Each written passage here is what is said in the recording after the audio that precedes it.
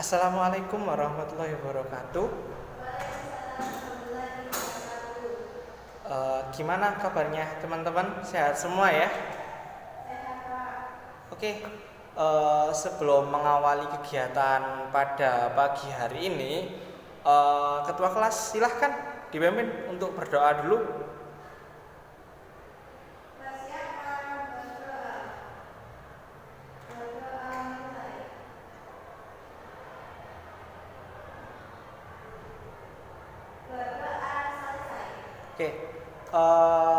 Oke, sebelum kita mulai kegiatannya, Bapak akan absen dulu ya. Absen 1 hadir? Absen 15 hadir? Absen 30? Oke. Karena hadir semua, Bapak akan mengulas materi yang ada kemarin, yang kita bahas kemarin ya, tentang nilai dan norma. Masih ada yang ingat tentang nilai dan norma?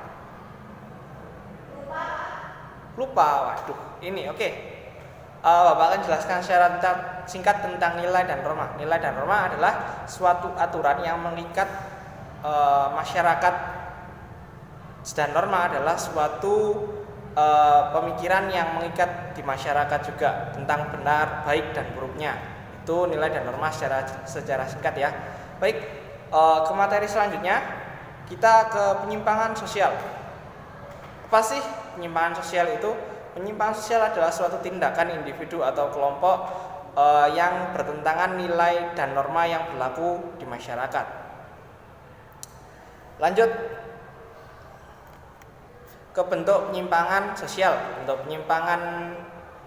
penyimpangan ini ada 3, yaitu individu, kelompok, dan campuran. Individu adalah suatu kondisi di mana individu atau perorangan melakukan penyimpangan atau melakukan tindakan yang bertentangan dengan nilai dan norma yang ada di masyarakat.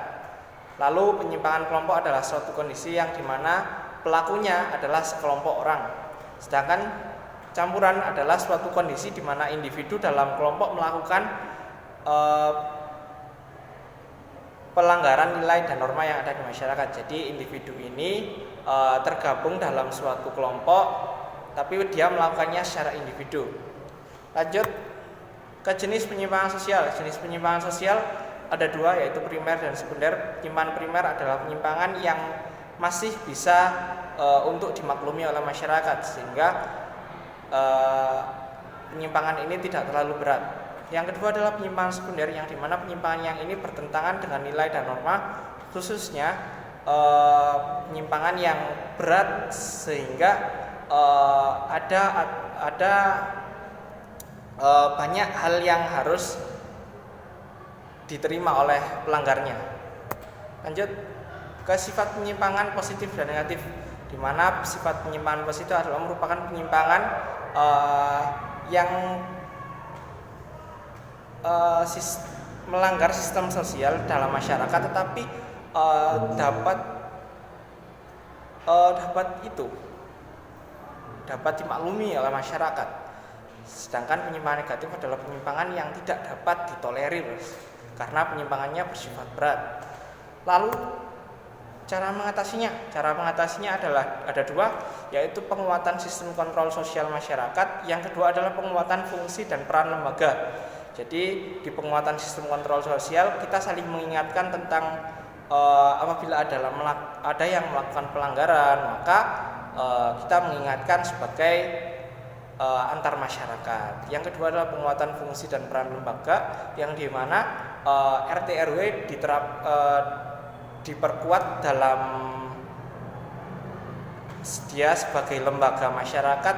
Dia harus membuat aturan dan menerapkannya agar nilai dan norma ini berjalan secara beriringan dan tidak ada pelanggaran lagi. Mungkin itu penjelasan secara singkatnya. Ada yang dipertanyakan? Mungkin? Bagaimana? Jelas? Oke.